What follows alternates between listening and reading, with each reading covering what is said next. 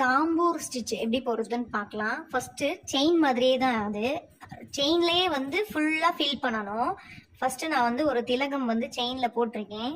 அதுக்கு பக்கத்துலயே அடுத்தடுத்த லைன் குட்டி குட்டியா செயின் மாதிரி ஃபில் பண்ணணும்.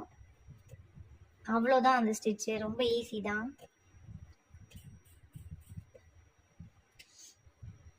கேப் விழுகாம கொஞ்சம் ஒட்டி ஒட்டி போடணும்.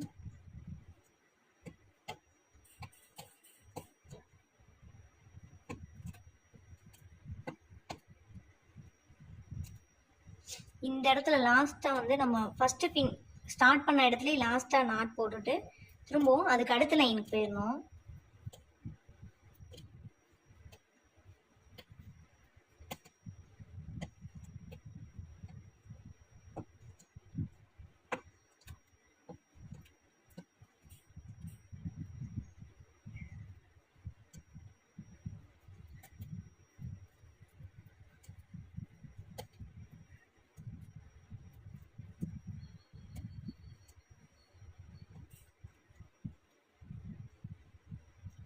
ஒட்டி ஒட்டி ஃபில் பண்ணணும்.